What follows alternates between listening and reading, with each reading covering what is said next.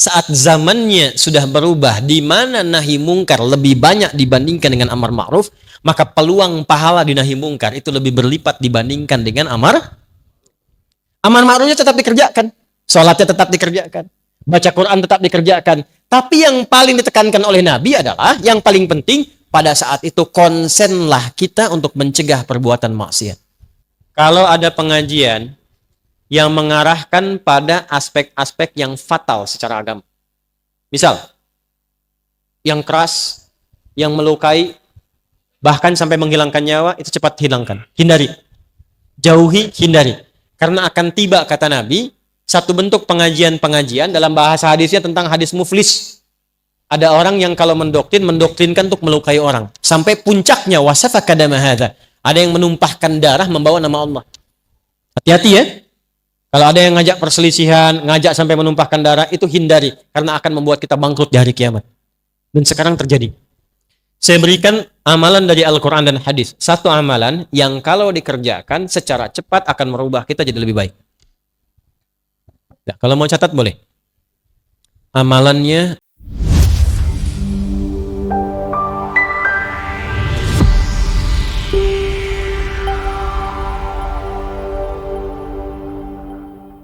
nanti satu masa, kata Nabi, akan muncul di antara orang-orang yang mengaku umatku, keadaannya tercerai-berai. Sampai-sampai saking tercerai-berainya dipecah-pecah seperti hewan-hewan kayak semut atau hewan-hewan melata itu memperebutkan makanan. Kan kalau diperebutkan itu jadi terpotong-potong kan? Lihat komen pertama sahabat. Qala qailun minna, berkata satu di antara kami mengklarifikasi, ya Rasulullah, amin qillatin bina yauma idzin, ya Rasulullah, apakah pada waktu itu jumlah kita sedikit sehingga kok saling terpecah begitu? Apa kata Nabi? Bal antum yauma idzin katsir. Justru kalian itu pada waktu itu umat Islamnya itu lebih banyak dibandingkan dengan sekarang. Coba sensus. Zaman Nabi selesai tugas kurang lebih ada 12.000 sahabat. Sekarang di Indonesia saja umat Islam paling besar di dunia. Kalau 300 juta, misal 90%-nya Muslim, itu udah 270 juta. Jauh bedanya. Di Pakistan berapa? India berapa? Di Eropa sekarang bertambah. Di Amerika bertambah. Jumlahnya makin banyak. Walakinnakum gutha'un ka gutha'is sail. Tapi kalian itu terpecah-pecah, punya orientasi hidup sendiri. Nggak kenal dengan kawan. Nggak saling mengisi lagi. Dan yang paling celaka, nggak ingat akhirat. Tunza'ul mahabbatu min qulubi aduwikum wa yuj'alu fi qulubikumul wahn. Pada masa itulah kemudian, maaf, orang-orang itu sudah tidak ada sungkan lagi dengan orang Islam. Paling-paling sedikit reaksi selesai. Umat Islam paling-paling begini selesai. Siapa tuh tokohnya? Udah aja, kasih mobil A, selesai. Siapa di sana? Udah kasih pekerjaan begini, proyek, selesai. Wa yuj'alu fi qulubikumul wahn. Dan banyaknya umat Islam, maaf, jumlahnya makin banyak, terpecah-pecah, yang bahaya, tertanamlah pada diri sebagian muslim itu penyakit wahan. Ini inti materi kita yang akan kita bahas pada malam hari ini. Wa mal wahnu ya Rasulullah? Apa itu wahan yang mencelakakan ya Rasulullah? Wahan itu nanti bahayanya, di dunianya seakan sejahtera, padahal dia sedang terancam dalam kehidupan akhiratnya saat pulang. Apa itu? Hubbud dunya wa karahiyatul maut. Hubbud dunya wa karahiyatul maut. Tertanamlah pada diri sebagian orang Islam itu sifat mencintai dunia yang terlampau kuat sehingga tidak siap untuk pulang ke akhirat. Pelan-pelan ya. Sikap mencintai dunia yang kuat sehingga tidak memiliki kesiapan bekal yang cukup untuk pulang ke akhirat. Nih, gampangnya contohnya begini. Contoh. Maaf ya. Kalau sholat itu untuk dunia apa akhirat? Dunianya ada, tapi bekal utamanya untuk akhirat. Sholat itu ibadah ritual, berkahnya untuk dunia. Di antara berkahnya misal, tanha anil fahsya'i wal munkar. Orang sholat pasti merubah dirinya jadi lebih baik. Yang kedua, orang sholat akan lebih tenang hatinya. Itu berkahnya. Tapi manfaat sholat yang paling hakiki itu adalah persiapan bekal untuk pulang. Itu yang saat kita selesai sholat dituliskan pahalanya. Baru niat dituliskan pahalanya. 10 kebaikan. 27 derajat. Itu yang dimaksud 10, 27 itu apa? Itu bekal untuk pulang. Karena yang saya, antum pakai sekarang, bajunya, pecinya, mukena ibu-ibu yang sekarang pakai, itu semua nggak dibawa ke akhirat. Ke alam kubur aja nggak dipakai. Selesai semua dunia. Yang dibawa pulang hasil dari sholatnya. Itu yang disebut pahala oleh kita. Nah, cuman nanti kata Nabi ada satu masa orang nggak ingat pulang. Jadi yang dicari dunia semua. Contoh gampangnya begini. Anda pilih mana kalau sedang ada Jumatan, Anda ditawari pekerjaan, gajinya 100 juta per bulan, tapi harus meninggalkan Jumat. Pilih mana? 100 juta tidak Jumatan atau 100 ribu Jumatan? Masa? Sekarang ada kok orang jadi kasir di toko aja ninggalin Jumatan. Coba lihat. Kejadian nggak sekarang? Kayak yang pengusaha-pengusaha tuh, yang sedang tanda tangan proyek. Saya tanya tuh, ada proyek nilainya 150 miliar, ditanda tangan pas waktu Jumat. Saya tanya, kejar proyek atau akhirat?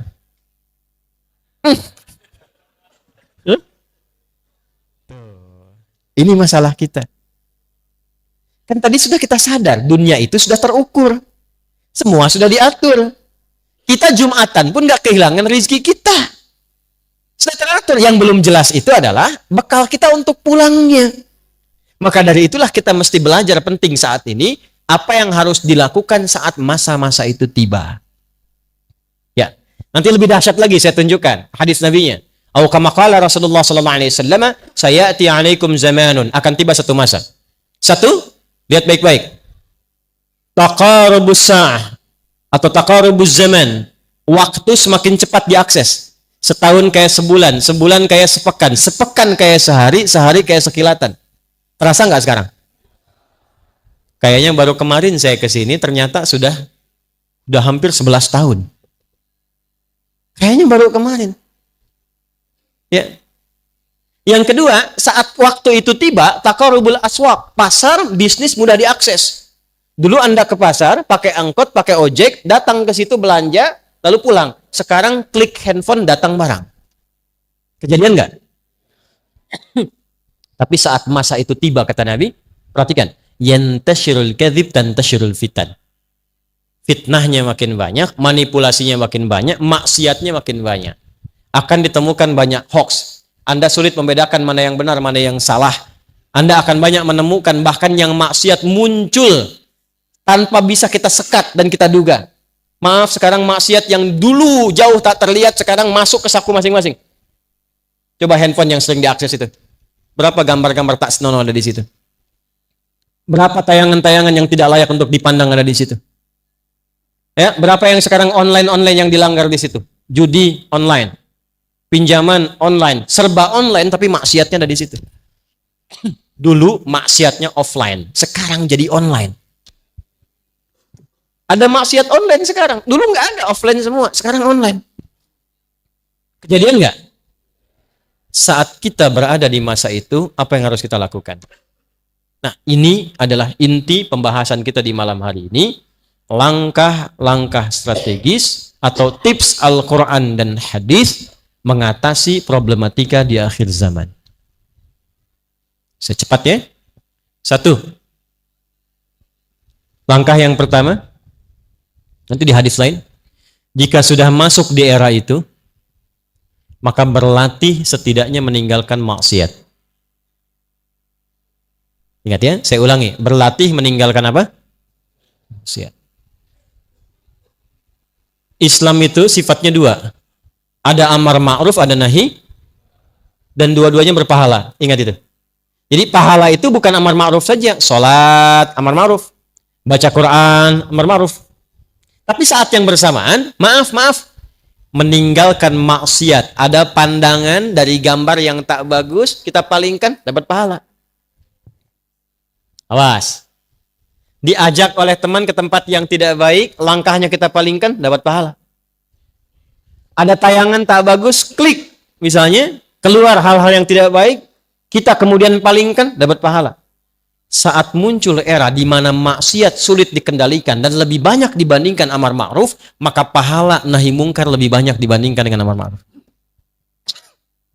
Ingat, saat zamannya sudah berubah di mana nahi mungkar lebih banyak dibandingkan dengan amar ma'ruf, maka peluang pahala di nahi mungkar itu lebih berlipat dibandingkan dengan amar ma'rufnya tetap dikerjakan, sholatnya tetap dikerjakan, baca Quran tetap dikerjakan. Tapi yang paling ditekankan oleh Nabi adalah yang paling penting pada saat itu konsenlah kita untuk mencegah perbuatan maksiat.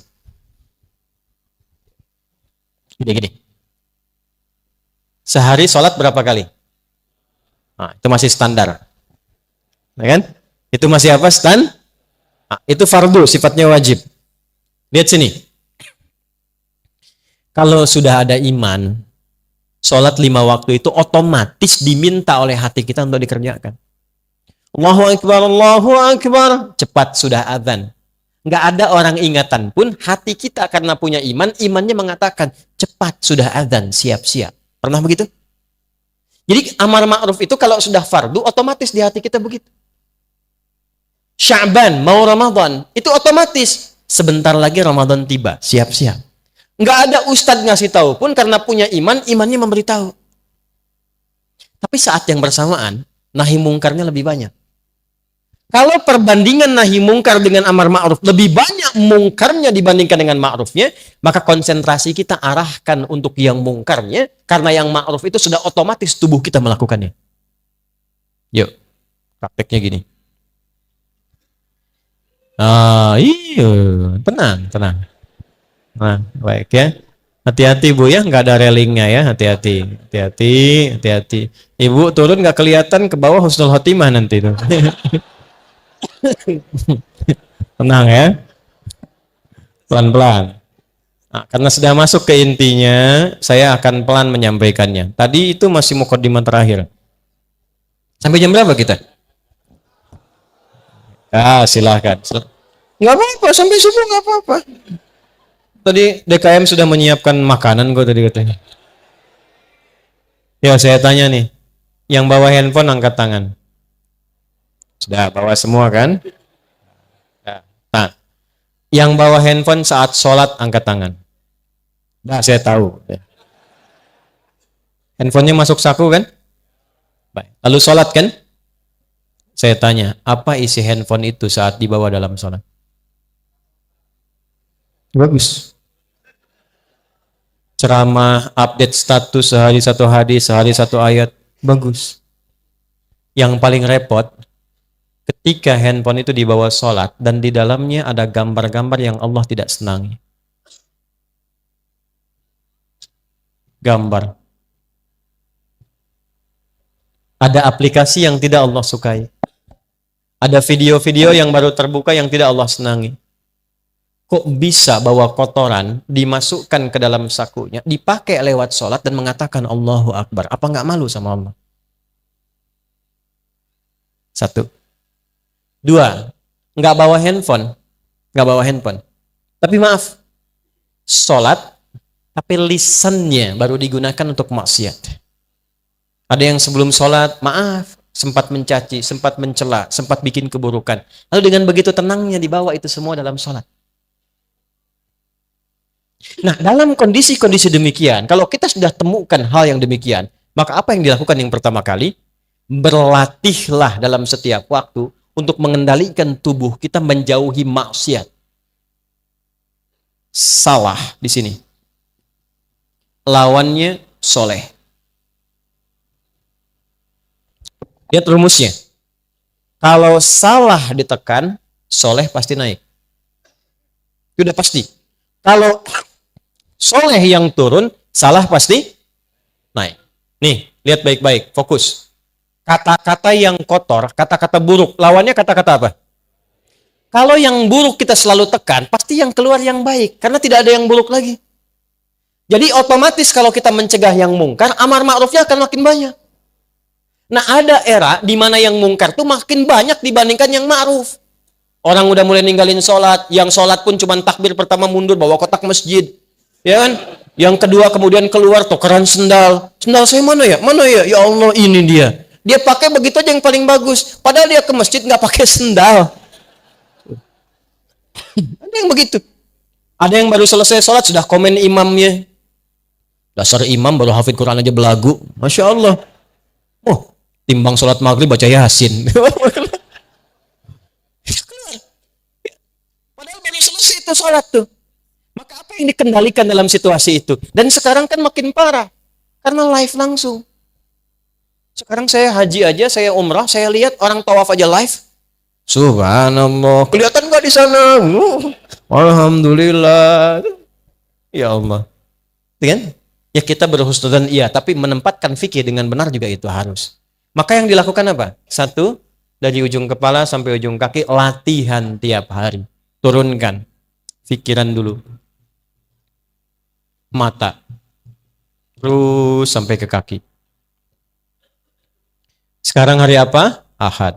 Besok Senin. Coba latihan sepekan dari Senin sampai dengan Ahad nanti. Sepekan. Latihan berpikir yang baik. Husnudzon. Karena era-era sekarang itu banyak suudzon. Coba antum buka berita dari apapun, diklik online, itu 85% isinya itu kemungkaran semua. Judi online begini, ada yang ditemukan pembunuhan, baru mabuk begini, di sini ada begini, di sini ada kriminalitas. 85% isinya sekarang itu hasil dari maksiat semua, media sekarang. Kalau nggak percaya silahkan cek. Dan yang paling menarik apa? Yang paling menarik, semua otak kita dicuci tanpa sadar untuk melakukan tindakan-tindakan yang salah. Akhirnya kita baru lihat komen orang saja sudah ikutan ribut di komennya orang. Padahal kita nggak ada urusan dengan masalah orang itu. Satu orang bikin status, di bawahnya komentar. Yang komen pada ribut. Padahal yang bikin status biasa-biasa saja. Satu kan? Maka apa yang dilakukan? Sepekan berlatih bagaimana husnudzon dalam kehidupan. Mulai dengan di rumah tangga dulu. Suami husnudzon kepada istri, istri husnudzon kepada suami. Ibu dan ayah husnudzon kepada anak, anak berprasangka baik kepada kedua orang tuanya. Lalu praktekkan. Jelas? Pekan keduanya, mata. Yuk latihan sepekan, atau bisa dipraktekkan berbarengan. Ini kan nggak susah, pikiran dengan mata. Maaf, ini sederhana tapi mahal. Dan pahalanya bisa jadi paling banyak di era kekinian. Sepekan, latihan memandang yang dibenarkan oleh Allah. Ayatnya Quran, kalau yang ini Quran surah 49 ayat 12, di Quran ada semua. Yang ini Quran surah ke-24 ayat 30 untuk laki-laki, 31 untuk perempuan. Latihan mata. Kullil mu'minina. Katakan pada orang-orang yang beriman Muhammad SAW, perintahkan pada mereka. Yaghuddu min absarihim. Sepanjang sudah punya iman, imannya pakai untuk memandang. Jadi orang beriman itu ciri khasnya, imannya membantu perilaku dia untuk bekerja. Iman naik ke mata, mata akan dibimbing bagaimana cara melihat berdasar imannya. Makanya kita punya standar. Apa yang harus dilihat, apa yang tidak dilihat. Maaf ya, nggak ada orang pun kalau ada iman, Anda keluar dari sini, lihat baligo besar misalnya di luar di jalan, yang terpampang misalnya ada aurat terbuka. Yang tidak layak dilihat. Yang tak layak dilihat itu aurat manusia. Kalau aurat hewan memang terbuka. Ya, ada iklan tentang kuda nggak pakai baju, itu silahkan aja mau dilihat juga, nggak ada masalah. Tapi manusia terbuka busana, ya. Sekarang kan repotnya begini, iklan shampoo itu yang dilihat shampoo-nya apa orangnya? Iklan mobil itu yang mau dilihat itu di dealer, mobilnya atau orang yang jaganya? Ayo bapak-bapak tuh. Nah sekarang pandangan jaga. Begitu antum keluar, ada yang tidak dibenarkan oleh imannya, palingkan. Kalau imannya makin kuat, itu bersamaan dengan dia palingkan istighfar keluar. Itu Quran surah ketiga ayat 133. Begitu keluar dari sini, ada balighah misalnya, maaf sekali, oh ini nggak benar kata imannya, palingkan. Begitu dia palingkan, keluar istighfar, astagfirullah. Itu begitu istighfar, bukan sekedar dijaga dari salah, pahala diturunkan. Berpahala. Tapi maaf ya, maaf. Tidak ada yang lambat, dua-duanya cepat. Jadi antara istighfar dengan memalingkan cepat. Jadi bukan istighfarnya cepat, matanya nggak berpaling. Astagfirullah. Nggak benar nih kata Pak Alvaroni, astagfirullah. Salah ini. Salah tapi dilihat terus tuh. Nanti dipalingkan. Nanti kalau sudah dilatih, mata kita pak akan peka pada yang baik-baik saja. Lihat proyek yang tidak baik, langsung dipalingkan. Keluar dari sini bukan alas kaki Anda, otomatis kata imannya bukan punya kamu, palingkan. Tapi kalau iman bermasalah, sakit, atau iman kosong, ya, bisikannya lain nanti. Makin lemah imannya, makin kreatif setannya. Awas, hati-hati. Astagfirullah, bukan punya saya yang ini. Yang itu tuh yang lebih bagus lagi, ambil yang itu tuh.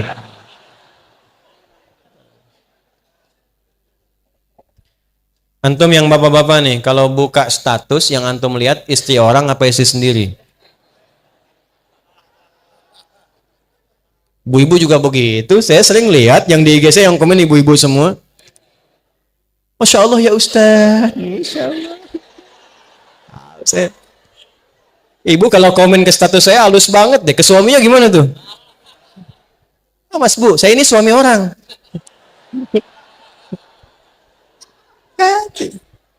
Awas, hidup penuh kepalsuan sekarang ini nih. Ya, hati-hati. Sama suami orang baik, sama suami sendiri, terus hati-hati. Ya, jelas ya? Nah, ini dilatih sekarang. Dari mata turun ke, oh jangan langsung ke hati aja Bu. Ke lisan dulu. Langsung ke hati aja Ibu. Dari mata turun ke lisan. Turun ke hati langsung ke KUA ntar. Nih, pekan kedua, ini materi kayak sederhana Pak, tapi mahal. Dan sekarang kita lagi butuh ini. Lagi butuh ini. 2, turun ke lisan. Saya cepat di lisan, nanti saya berhenti. Ayatnya Quran surah 49, ayat 12, ayat 11 sampai 12. Ya ayyuhalladzina amanu, la yasra qaumin qaum. Nanti layar taba'dukum ba'da. Hei orang-orang yang telah menyatakan beriman. Ini saya cepat terjemahkan pakai ilmu nahu ya. Ya harfun nida, linida'il qarib mutawassit wal ba'id. Ya huruf penyeru untuk yang dekat, menengah dan jauh. Disebutkan sebanyak 361 kali dalam Al-Qur'an. Memanggil yang dekat, menengah dan jauh. Ketika ya disatukan dengan iman, seakan Allah ingin mengatakan begini. Hei semua yang telah menyatakan beriman. Dimanapun engkau berada, baik engkau merasa sedang dekat, menengah ataupun jauh dari Allah. Tapi engkau merasa beriman. Ayyuha disebutkan 150 kali dalam Al-Quran. Ayyunya munada menguatkan, haknya tanbih mengingatkan. Aku tegaskan, aku ingatkan, sepanjang engkau beriman. Alladzina disebutkan 1080 kali dalam Al-Quran. Menunjuk semua tanpa kecuali. Besar, kecil, tua, muda, laki-laki, perempuan, semua lintas profesi. Sepanjang engkau beriman, aku tak peduli siapa engkau. Engkau punya jabatan, punya pangkat, engkau hartamu banyak, engkau cukup, engkau rakyat, engkau pejabat. Kata Allah, aku nggak peduli. Sepanjang kau merasa punya iman, la yasra qaumin qaum. Jaga lisanmu, jangan sampai merendahkan orang lain. Jangan saling mencela. La yaghtab ba'dukum ba'dha, jangan bikin hoax, jangan sakiti orang. Man kana yu'minu billahi wal yaumil akhir falyaqul khairan aw liyasmut. Kata Nabi lebih detail. Nabi mensyarah ayat ini. Siapa yang merasa beriman kepada Allah dan merasa dihisab lisannya hari kiamat, katakan yang baik, tak mampu diam. Katakan yang baik, tak mampu. Bisa nggak kita praktekkan sepekan? Jangan marah, kata Nabi, la taghdab. Bisa nggak sepekan aja? Mau keluar yang tak baik, tahan. Ada orang misalnya nggak sopan sama Anda, mau Anda marah, la taghdab. Tahan. Oh, pikiran baik, praktekkan. Nyambungkan lisan langsung ke pikiran. Mungkin dia begitu karena belum tahu saya. Ya, tahan lagi. Nggak usah ditambah-tambah, belum tahu dia siapa saya. Turunkan. Ada yang nggak sepakat dengan istri dengan suami, jangan marah. Diam dulu. Kontrol. Dengan diam itu lebih tenang pikiran. Ya, suami dengan istri kan bedanya tipis-tipis, tapi pandangannya kan jauh. Ya kan? Istri mau datang aja udah pakai seragam tuh. Kadang-kadang nunjukin lu ke suami. Apa yang bagus mana ya kajian Ustaz Adi? Pakai bajunya yang hitam atau yang putih? Kata suami bagus hitam deh mah. Ah kayaknya putih deh Pak. Dia nanya tapi udah punya pilihan. Masih untung kalau dipakai begitu keluar hijau. Tahan. Itu lisan. Kita bisa tata itu sepekan saja berubah kita. Kalau nggak percaya silahkan, demi Allah, pikiran, lisan, kemudian maaf, pikiran, mata, lisan, telinga. Di atas kepala aja di sini dulu nih. Kita perbaiki selama sepekan, demi Allah, cek sepekan berikutnya. Antum akan menjadi pribadi yang berubah dari sebelumnya. Itu cuma mengamalkan beberapa ayat aja. Jaga deh. Cuma sepekan amalkan ayat ini. Ayat mata, ayat telinga, ayat lisan. Amalkan selama sepekan. Lihat perubahan yang terjadi hari ini sampai sepekan ke depan. Perhatikan bagaimana Al-Quran merubah kita menjadi pribadi yang lebih baik. Wa'tasimu bihablillahi, hablillah di sana Quran. Sebelum disatukan oleh Allah, Allah merubah dulu setiap pribadi jadi baik dulu. Karena kalau disatukan dalam keadaan yang kurang baik, bahaya juga. Baik dulu setiap hari, satu sampai ke ujung kaki. Nah, sekarang saya kasih rumus cepat. Saya berikan amalan dari Al-Quran dan hadis. Satu amalan yang kalau dikerjakan secara cepat akan merubah kita jadi lebih baik. Nah, kalau mau catat boleh. Amalannya asyam. Apa amalannya? Bukan asyap, asyam. Ya. Artinya puasa. Apa? Puasa. Satu-satunya amalan yang disiapkan untuk menambah amal soleh saat yang bersamaan mengikis amal salah. Cuma puasa. Anda kalau nggak percaya, besok Senin puasa tuh. Niatkan untuk mencintai Rasulullah. Karena beliau ketika ditanya, kenapa engkau puasa hari Senin? Kata Nabi, kama qala hadza yauma wulidtu. Ini hari saya dilahirkan. Niatkan puasa Senin untuk mencintai Rasulullah sallallahu alaihi wasallam. Ini juga dalil bahwa saat hari ulang tahun boleh puasa untuk mengevaluasi diri. Saya kembalikan. Besok puasa, silahkan cek. Demi Allah saya katakan, ketika Anda puasa, saat yang bersamaan Anda ingin meningkatkan amal soleh Anda. Yang biasa cuma sholat fardu, bisa sholat sunnah. Yang biasanya jarang baca Quran, bisa baca Quran. Yang hebat itu bisa menghentikan maksiat saat puasa. Makanya ketika Ramadan, koruptor kan libur. Bukan karena takut mencuri, takut batal puasanya. Silahkan cek. Besok timbang puasa sunnah, cuma puasa sunnah saja, maksiat bisa ditahan. Antum walaupun seorang pemarah, itu akan ditahan nggak pengen marah, karena takut batal puasanya. Ada seorang pemarah, puasa. Tiba 5:30 ada yang mencaci. Bukanya jam 6. Dia lagi jalan sama istri, dicaci sama orang. Dia tahan gak marah. Istrinya bingung. Kan suaminya biasanya pemarah. Kata istrinya, bang, abang kan biasanya marah. Kenapa gak dibalas? Kata suaminya, ntar habis maghrib. Tunggu maghrib dulu. Kan 30 menit lumayan buat mikir. Begitu maghrib, dia gak mau hilangin pahala puasanya. Gak jadi dia marah. Jadi kalau Anda ingin berlatih menghilangkan kebiasaan buruk, rajin puasa. Senin, istirahat dulu. Setelah enak Senin, tambah Kamis. Jangan dirapel dulu. Jangan terlalu banyak. Nanti bosan. Senin dulu aja. Senin sudah enak, besoknya Senin lagi. Pekan depannya lagi. Sudah enak, sudah terbiasa, tambah Kamis. Terbiasa Kamis, tambah Ayyamul Bid. Sudah terbiasa, langkahkan ke tingkat tertinggi puasa sunnah, namanya puasa Daud. Sehari puasa, sehari. Senin puasa, Selasa, tidak, libur. Rabu puasa, Kamis. Nah, kalau sudah puasa Daud, yang Senin, Kamis itu ikutkan ke Daud. Karena kita sudah berada di level yang lebih tinggi. Dan berbahagianya begini, kalau Anda puasa Senin, Kamis sudah terbiasa, terus pindah ke Daud, begitu saat Kamisnya libur, itu pahala puasa Kamis tetap dituliskan. Dalilnya apa? Hadis Nabi, "Idza maridal 'abdu aw safar, kutiba lahu mithla ma kana 'alaihi muqiman shahiha." Kalau seorang hamba punya uzur seperti sakit atau safar, dia menghilangkan kebiasaan rutin amal solehnya karena kondisi ini, karena uzur, baik itu sakit atau safar, pahalanya tetap dituliskan sempurna. Antum terbang dari Palembang, besok ke Jakarta. Pas terbangnya itu mendekati waktu-waktu zuhur, ba'da zuhur bahkan. Antum sholat dulu. Nah, begitu sampai ke Jakarta, kan zuhurnya sudah selesai di sini. Kan bisa dijamak qashar kan? Ya kan? Zuhur jadikan 2, asar jadikan 2. Ada sholat sunnah qobliyah zuhur? Ada. Ba'diyah zuhur ada? Antum biasa kerjakan itu kalau sedang mukim. Karena safar, antum qashar. Ketika antum qashar, antum nggak kerjakan yang sunnah tadi. Itu pahala sholat sunnahnya tetap dituliskan sempurna. Hadisnya sahih. Jadi kalau sudah qashar, yang sunnah sudah. Jangan terlampau soleh. Betul, karena yang fardu aja dikurangi, masa mau ditambah sunnah? Terus ya? Itu hadiah dari Allah, qashar itu hadiah. Ketika Anda qashar, itu pahala sholat sunnah dituliskan bagi yang biasa sholat sunnah. Kalau enggak, yang enggak dapat pahala juga. Ya, yang hebat tuh begini, Bu. Kalau perempuan kan ada masa haidnya kan? Ini catat rumus, Bu. Ini di antara kita saja nih. Ya. Ini perempuan-perempuan muslimah. Kalau masa sucinya rajin beramal, sholat, baca Quran, dia zikir, dia sholawat, masa haidnya kan berhenti itu sholatnya. Ya kan?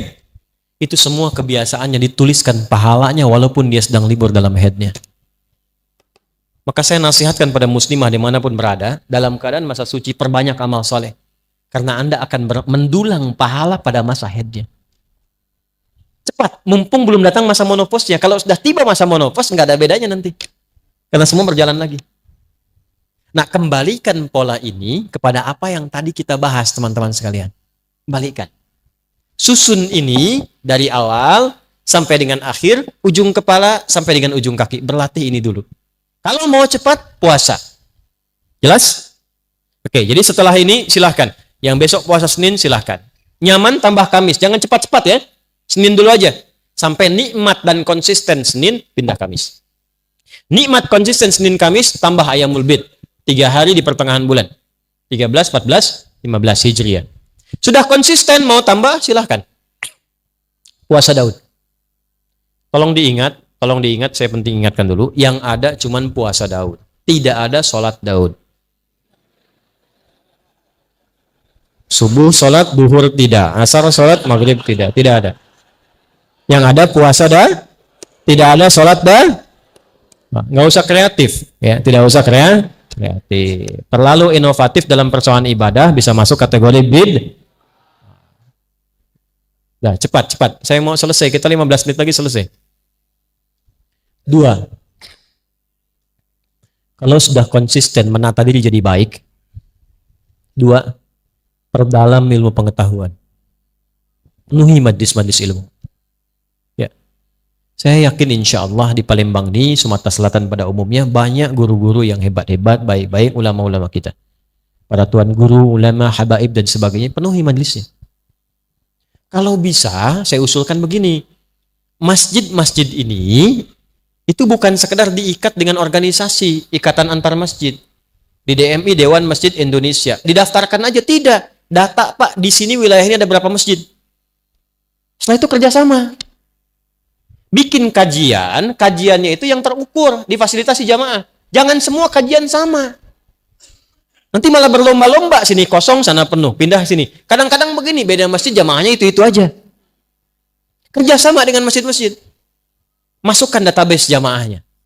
Misal, ada fikih yang pokok dulu. Fikih sholat, fikih zakat, fikih misalnya haji umrah. Ibadah ada di Masjid Baitur Rahman.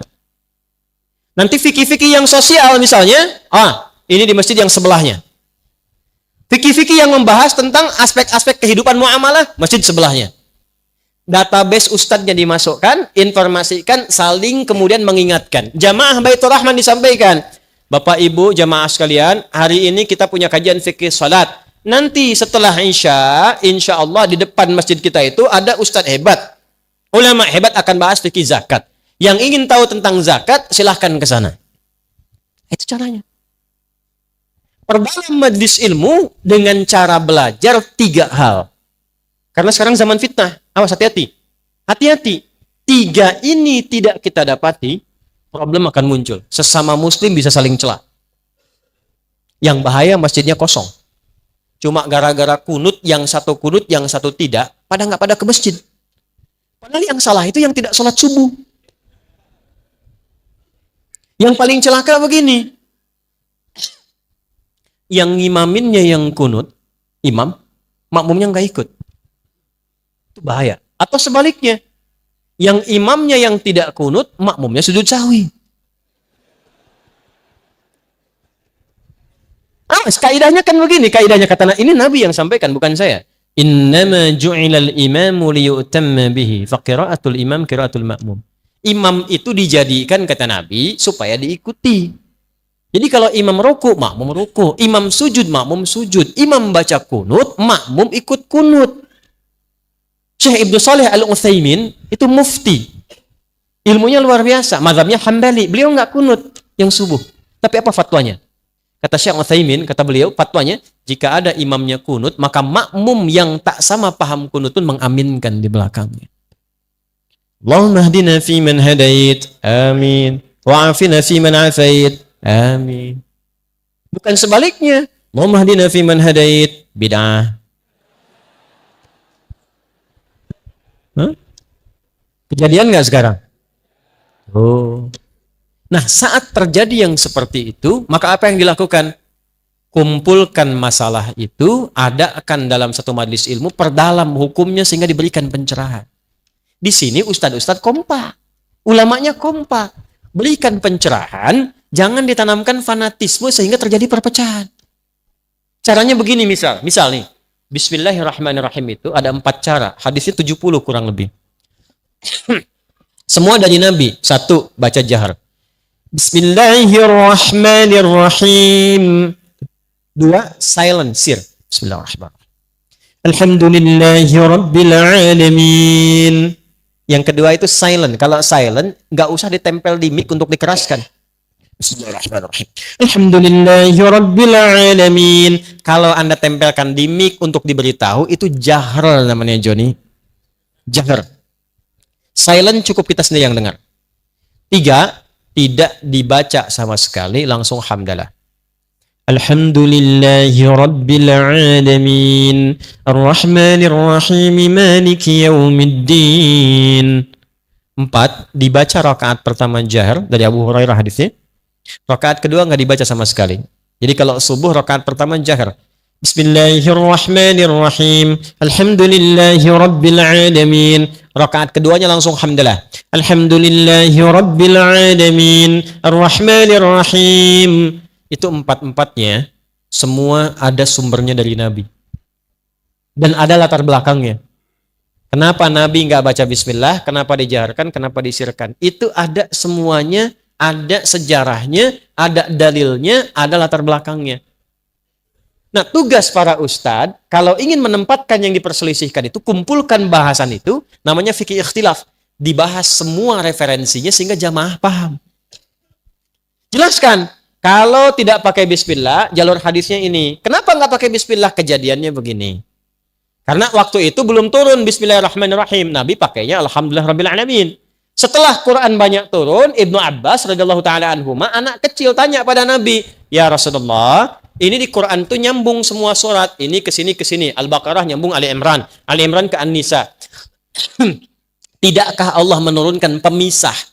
Ayat yang memisahkan antara surat sehingga tidak diduga kemudian hari suratnya nyambung semua.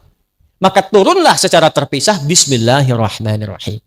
Sejak turun itulah Nabi kemudian baca Bismillahirrahmanirrahim dengan 3 cara. Yang tadinya nggak baca dikeraskan kadang-kadang Bismillahirrahmanirrahim. Baca di silent, baca rakaat pertama, selanjutnya tidak. Yang awalnya nggak dibaca sama sekali. 4 riwayat. Semua jalurnya ada. Keempat-empatnya ini namanya manhaj. At-tariqul wadih, jalan yang tersambung pada Nabi, cara baca bismillah. Tapi kan nggak mungkin baca 4-4-nya dalam satu kali sholat. Imam Masjid Baitur Rahman ingin baca bismillah dalam sholat subuh, komplit sunnah Nabi. 4-4-nya dia baca. Bismillahirrahmanirrahim. Bismillahirrahmanirrahim. Tidak dibaca sama sekali. Dia mesti pilih salah satu. Makanya imam-imam besar pun, Imam Abu Hanifah pilih satu. Aku nggak baca bismillahnya. Diikuti Imam Malik. Imam Asy-Syafi'i mempopulerkan yang ada jahrnya. Ya, Bismillahirrahmanirrahim. Supaya umat paham, ada riwayat lain. Dan fikih Syafi'i itu senang pahala. Sepanjang ada dalil, pasti ada pahalanya. Daripada nggak dapat, saya dapatkan. Imam Ahmad datang muridnya Imam Syafi'i. Lahir 163 Hijrah. Kata Imam Ahmad, saya pilih yang sir untuk mempopulerkan. Ini nggak ada sudah, yang ada sudah, yang belum tahu itu yang bisa disirkan. Maka ketika mereka memilih, apa yang cenderung mereka pilih? Cenderung pada sesuatu, bahasa Arabnya madzhaba ilaihi. Karena kepanjangan disingkat mazhab. Maka di sini kita kenal pilihannya Imam Syafi'i, mazhab asy-Syafi'i. Pilihannya Imam Ahmad, mazhab Hambali. Pilihan Imam Abu Hanifah, mazhab Hanafi. Pilihan Imam Malik, mazhab. Nah, mazhab itu bukan kelompok-kelompok. Dan semua kita itu kalau ngaji sekarang, itu sanadnya akan tersambung ke mazhab tadi. Kenapa? Karena Nabi itu singkatnya gini, Nabi ngajar ada sahabat. Sepeninggal Nabi, sahabat ngajar. Semua diajarkan. Itu zaman Nabi, zaman sahabat, zaman tabi'in, mereka punya kekuatan untuk mengingat. Dan hebatnya hafalan mereka di dalam kepala. Karena orang sekarang hafalnya di luar kepala. Di luar kepala itu belum hafal. Mereka itu hafalnya di dalam kepala. Nah, bertambahnya masa, berubah eranya, berkurang ingatannya. Karena orang dulu tuh maksiatnya sedikit. Jaga maksiatnya banyak, dijaga. Sehingga berkahnya apa? Kekuatan ingatannya panjang. Sekarang tantangan maksiatnya banyak. Dan ingat, maksiat itu salah satu penyebab utama mengurangi kemampuan untuk menghafal. Saya punya teman, hafal ribuan hadis. Masuk bioskop. Keluar, hilang semua hafalannya. Saya nggak tahu apa yang ditonton. Pulang keluar dari situ, hilang semua hafalan. Ingat, maksiat menghilangkan keberkahan. Imam Syafi'i ngadu kepada gurunya Imam Waqi. Syakautu waqi'an an su'i hifdzi fanasahani an atrukal ma'asi faqala al-ilmu nurun wa nurullahi la yunzal lil 'asi. Saya mengadu kepada guruku Imam Waqi tentang buruknya hafalanku. Kebayang enggak buruknya hafalan Imam Syafi'i? Mungkin beda titik, beda koma. Kata Imam Waqi gurunya, tinggalkan maksiat karena maksiat itu mencegah cahaya ilmu dari Allah masuk dalam kalbumu. Balik ke sini teman-teman sekalian, fokus baik-baik. Kembalikan ke kita di sini, apa yang kita lakukan? Kumpulkan yang tadi itu, ulama dulu banyak mengingat, tapi masa setelahnya kan banyak membaca. Mengingatnya kurang, kemampuan menurun. Maka ada 4 bintang ulama yang menyalin hafalannya dalam kitabnya. Kalau orang sekarang, kitab orang disalin begini, dihafalin. Ulama dulu dihafal dulu, hafalannya nyalin kitab. Kitab itu disalin dengan hafalannya. Hafal, salin kitab. Sekarang kan kitab ada dihafalin. Kan? Maka 4 bintang itu, satu Imam Abu Hanifah An-Nu'man yang wafat tahun 150 Hijrah. Kedua Imam Malik bin Anas yang lahir tahun 94 Hijrah. Yang ketiga Imam Asy-Syafi'i yang lahir tahun 150 Hijrah. Dan keempat Imam Ahmad bin Hanbal yang lahir tahun 163 Hijrah. Itu mereka menghimpun referensi dari masa sebelumnya, dihafalkan, diturunkan lewat kitabnya. Jadi yang sekarang kita pelajari, itu mau nggak mau akan nyambung jalurnya ke mereka itu. Karena semua jalurnya begitu. Maksud saya, jangan pernah katakan begini, ikut mazhab apa ikut Nabi. Itu artinya belum belajar. Tapi jangan kita cela, itu pernyataan aneh. Karena kalau orang ngaji fikih, nggak mungkin berkata demikian. Karena mazhab itu bukan kelompok, mazhab itu yang merangkum, mendokumentasikan berbagai pengetahuan yang bersumber dari Nabi. Kita nggak mungkin kita dapatkan langsung akses ke Nabi. Siapa yang sekarang pernah ketemu Nabi? Saya pulang. Nggak ada. Nih, Anda belajar sholat dari mana? Nggak mungkin langsung dari Nabi. Oh, tadi saya ketemu Nabi, mimpi kok diajarin begini. Nggak bisa. Kita harus urut riwayatnya dari mana. Nah, kalau kita urut-urut yang mengajarkan dari takbir sampai salam, ketemunya jalurnya di mazhab juga. Ketemunya di situ. Dari mana taunya bismillah dijaharkan? Pernah ketemu Nabi? Tidak. Diurut sipulan sampai ke Asy-Syafi'i. Asy-Syafi'i menerima dari gurunya sipulan sampai ke Nabi. Urutan itu disebut dengan sanad namanya. Di Sahih Muslim ada babul isnad di muqaddimah. Babul isnad minad din. Jadi urutan dalam penyampai riwayat itu termasuk dalam agama. Jadi kalau salah menerima ilmunya bisa salah ibadahnya. Nah, kita punya itu dalam Islam. Nah, dalam hal yang ada perbedaan, yang tidak sama, belajar caranya supaya tidak saling menjatuhkan.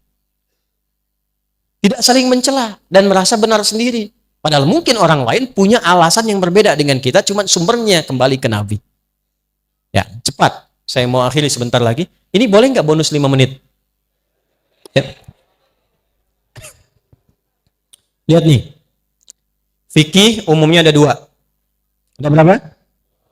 1, yang bacaannya sama, caranya sama. Contoh. Kita saat mengangkat tangan awal sholat bertakbir mengucapkan apa? Itu satu cara, satu bacaan. Fayaqulu Allahu Akbar. Nggak ada yang beda. Kalau ada satu cara, satu bacaan, itu artinya semua umat Islam dipandang mampu melakukannya. Jangan beda, nggak usah kreatif. Saya capek Allahu Akbar terus, besok Allahu Rahman aja. Allahu Rahim aja. Beda, salah. Jelas? Tapi nanti ada yang beda bacaannya, bahkan beda caranya. Tapi kalau diurut-urut sumbernya dari Nabi semua. Kalau ada yang begini, itu tandanya semua umat Islam dipandang oleh Allah itu tidak mampu melakukan dengan satu cara yang sama.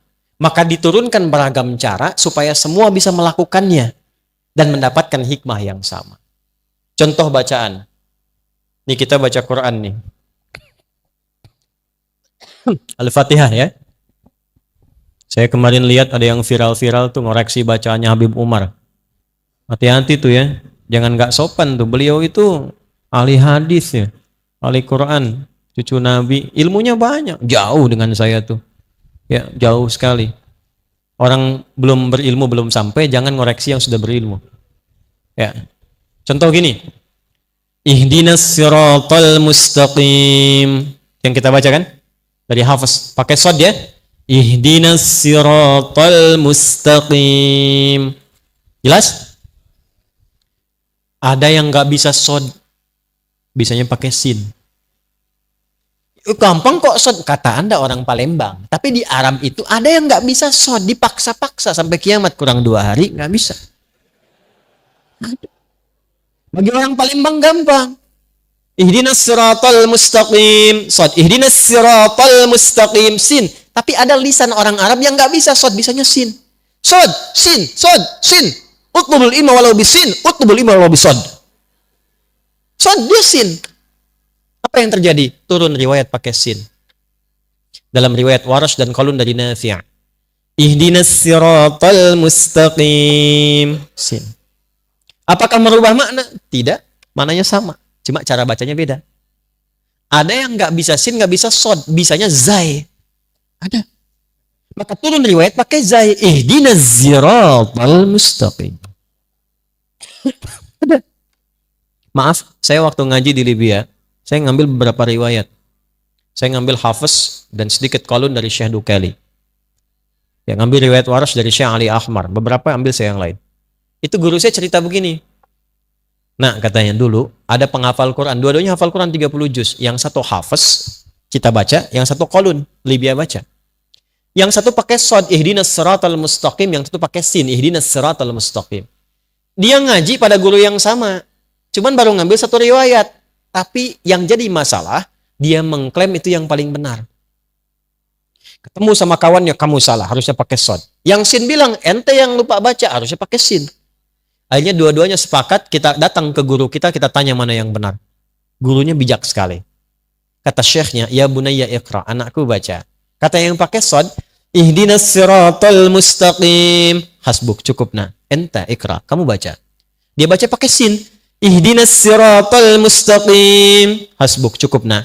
Kalian berdua, antuma mukhtian. Kalian berdua salah. Yang benar itu, ihdinas siratal mustaqim. Pakai zai. Gurunya pengen bilang, kalaupun merasa sudah pintar, jangan suka menyalah-nyalahkan orang. Karena boleh jadi orang yang disalahkan itu punya alasan juga. Yang ada itu pelajari apa yang dia praktekkan, cari tahu. Kalau ternyata salah, perbaiki dengan cara yang lembut. Nabi Musa aja ke Firaun kan caranya lembut. Faqula lahu qawlan layyina, katakan dengan lembut. Itu teman antum bukan Firaun. Antum pun tidak lebih soleh dibandingkan Musa. Antum bukan Musa, dia bukan Fir'aun. Kenapa antum kasar? Hah? Kenapa harus saling mencela? Ini yang paling hebat. Ada yang nggak bisa A, bisanya pakai terus. A, anta, ente, anak, ane. Ada begitu. Madrasah. Itu imalah. Di Arab banyak. Sekarang kayak di Syria, di Palestina, Afrika sebagian pakai semua. Mungkin Betawi dari situ sana dia. bijaknya Allah, diturunkan Al-Quran bisa dibaca pakai E. Wadduha, kita. Yang itu, wadduha, wallaili idha saji, ma wadda'aka rabbuka wa ma qali, walalakhiratu khairul laka minal uli, walasawfa yu'tika rabbuka fatardi. Antum ketawa. Saya baca wadduha, di kalangan masyarakat yang wadduha, ketawa dia. Karena dia biasa pakai Itu namanya lahjah. Karena kita nggak bisa paksa lisan orang. Kita bilang, orang Palembang bilang sepeda. Mampir ke Medan, kata Medan, sepeda. Sepeda dengan sepeda, barangnya sama nggak? Itulah perbedaannya. Beda tuh. Jelas? Oke, jadi kalau ada yang demikian, pelajari. Jangan saling mencela dulu. Ada yang gerakan, ada yang bacaan dan gerakan, seperti kunut misalnya. Pelajari. Kenapa ada kunut? Sebelumnya ada atau enggak? Apa putusan nabinya? Bagaimana kemudian membacakannya? Dan seterusnya, sehingga adem kitanya. Nah, nanti kenapa? Karena akan muncul satu masa, sesama muslim saling menyalahkan. Ini saya tuh paling tidak nyaman kalau ada orang ngaji Qur'annya sama, nabinya sama, tapi setelah itu saling menyalahkan. Dan yang paling saya khawatirkan adalah begini, menyimpulkan bahwa itu yang paling benar, yang lain salah. Itu bahaya. Sebab ketika yang dipelajari itu salah, tidak ada yang mampu didengar dari yang membenarkan. Itu bahaya. Ada di antara jamaah kami, menyekolahkan anaknya di satu sekolah. Begitu diwawancara, pewawancaranya nanya begini, untuk diterima di sekolah. Padahal masih sekolah kecil, TK ke SD, SD begitu. Orang tuanya ngajinya sama ustadz siapa? Begitu disebutkan Ustadz Adi, oh beda manhaj, gak bisa. Waduh, gimana ini? Padahal kita belum pernah bertemu dengan orangnya. Belum pernah tahu apa yang dimaksudkan. Tidak ada masalah dan tidak boleh mencela. Tidak boleh kita berprasangka buruk juga. Yang saya khawatirkan adalah begini. Anda menghukumi sesuatu yang tidak Anda ketahui, maka kalimat itu mencari pemiliknya. Beda manhaj itu artinya beda keyakinan. Karena manhaj itu semua yang bersumber dari Nabi. Kalau beda manhaj artinya beda keyakinan, bahaya itu. Beda mazhab pasti nggak ada masalah. Beda manhaj itu bahaya. Apalagi kalau dipanggil sudah nggak salam. Assalamualaikum akhi. Beda manhaj. Bahaya. Maka bagaimana rumusnya? Pelajari. Saya tidak mengajarkan Anda untuk saling mencela orang lain. Kalaupun ada yang begitu, jangan dicela. Jangan dicela. Tapi kita tetap terbuka dengan senyuman dan baik, pelajari sehingga semua membuat mengerti. Yang enak tuh begini, guru mengajarkan, kita tidak kunut misal. Dalilnya ini.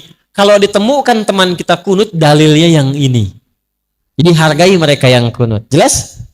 Kita bacanya jahar. Kalau Anda menemukan yang tidak jahar silent, ini dalilnya. Jangan kaget kalau ditemukan. Enak kalau begitu.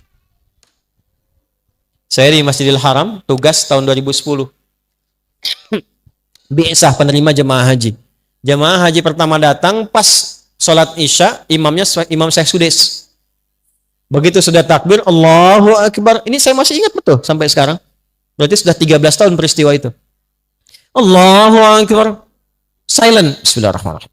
Alhamdulillahi Rabbil Alamin. Itu komentar pertama makmum di samping saya. Iki imamnya Muhammadiyah tuh katanya. Muhammadiyah cabang Masjidil Haram.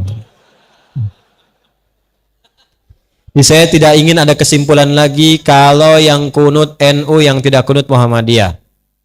Sejak kapan itu di zaman Nabi sudah muncul? Tidak ada. Muhammadiyah hormati, NU hormati, kompak semuanya jadi seorang muslim yang baik. Sepakat? Terakhir, praktekkan itu, hanya jangan jadi teori saja. Jadi keluar dari masjid ini besok-besok, Pak Najib, Pak Edi, dan yang lainnya, ini jamaah didata nih. Nanti ustadz-ustadznya pun masukkan database. Ada siapa saja ustadz di Palembang? Masukkan. Nanti masjid didata, kompak, ketemu dengan sesama masjid, susun jadwal. Ustadz Fulan di sini, Habib Fulan di sini, segini. Materinya ini, rekomendasikan ke jamaah. Bikinlah aplikasi untuk saling melengkapi. Nah, nanti dari masjid ini ikatannya bikin aplikasi. Aplikasi sahabat masjid, misal. Ya? Sahabat masjid, ada apa di dalamnya? Bukan cuma tentang waktu sholat, waktu taklim. Jamaahnya yang UMKM masukkan ke situ. Yang pengusaha beras masukkan, yang tukang sayur masukkan, tukang baju masukkan. Jadi sesama jamaah kalau mau pesan sesuatu antar jamaah lagi, hiduplah di situ ekonominya. Kalau sakit, tahu dokter ada jamaah. Begitu ketemu, tahu database-nya. Tidak perlu ke rumah sakit. Tanya resepnya apa, dapat alhamdulillah. Kecurian, ketemu jamaahnya di sini ada polisi, tinggal sampaikan, diproses, alhamdulillah balik lagi. Kalau bisa begitu, itulah yang dimaksudkan nilai-nilai keislaman yang hadir dalam satu saf. Innamal mu'minuna ikhwah. Jadi itu yang kita bahas, seperti sederhana, tapi insya Allah kalau kita istiqamah sampai dengan wafat, mudah-mudahan dengan itu kita dimuliakan oleh Allah Subhanahu. Saya simpulkan malam hari ini, satu, latihan menghindari maksiat. Siapkan satu-satu listnya dari mata sampai ujung kaki dan amalannya. Yang kedua, latihan untuk mendalami pengetahuan yang sekiranya ada yang beda-beda. Jadi kalau penasaran jangan langsung menyalahkan, cari dulu ilmunya. Karena sekarang musim-musimnya saling menyalahkan, hati-hati. Ya, maaf, tambahan. Kalau ada pengajian yang mengarahkan pada aspek-aspek yang fatal secara agama, misal yang keras, yang melukai, bahkan sampai menghilangkan nyawa, itu cepat hilangkan. Hindari. Jauhi, hindari.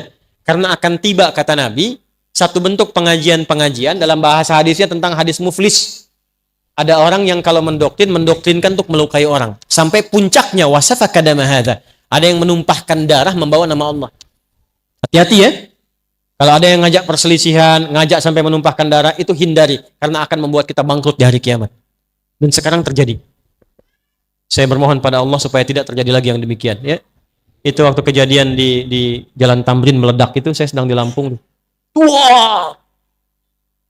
Jamaah langsung tanya, Ustaz, apakah bom di Jalan Tamrin termasuk fisabilillah? Saya bilang, Mas, sependek pengetahuan saya, jihad fisabilillah itu jihad di jalan Allah, bukan di Jalan Tamrin. Hati-hati ya. Yang terakhir, praktekkan persaudaraan difasilitasi oleh DKM Kompa. Ustadz-ustadznya kita persaudarakan, bikin database, kumpulkan semua jamaah di situ. Insya Allah kalau begitu, kita mendapatkan Palembang, Sumatera Selatan sebagai baldatun thayyibatun wa rabbun. Allahumma taqabbal minna innaka antas sami'ul alim. Wa tub 'alaina innaka antat tawwabur rahim.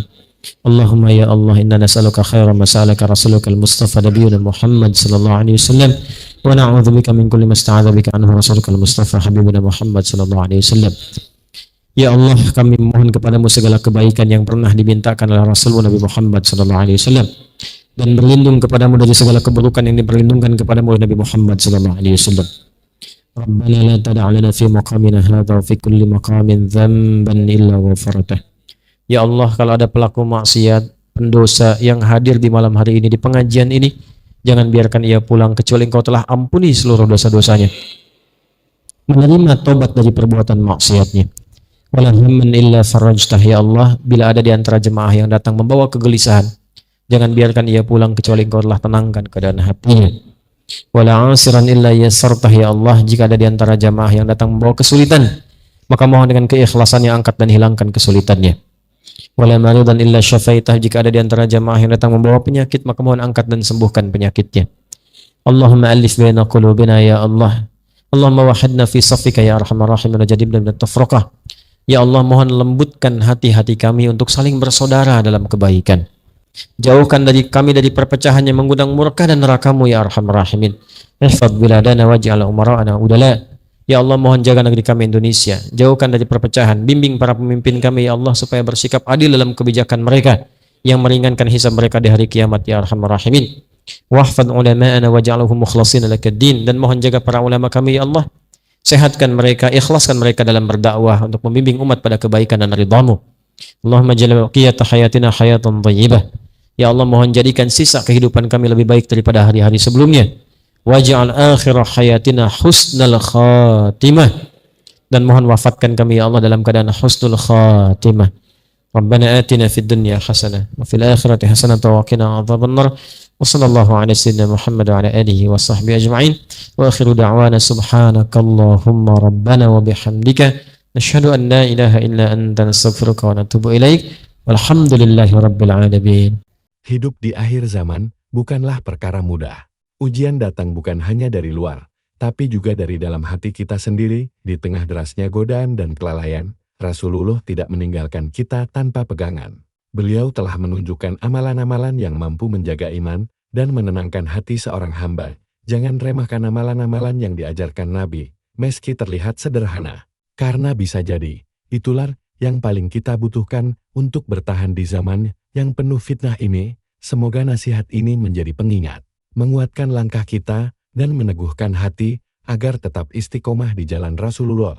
Semoga Allah menjaga iman kita, menerima amalan kita, dan mengantarkan kita kembali ke jalan pulang yang diridhoi oleh Allah.